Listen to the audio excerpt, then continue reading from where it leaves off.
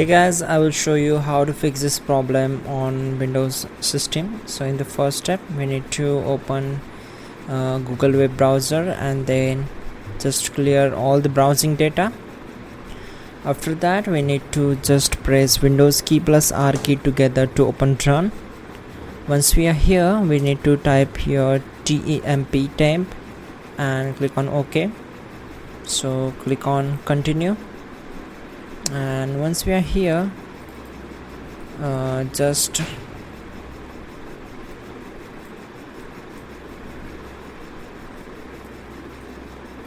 we need to select all these files from the temp folder.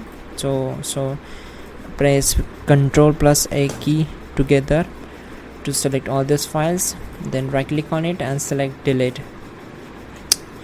So once done, close this window. Again press Windows key plus R key together, and this time type in %temp% and click on OK.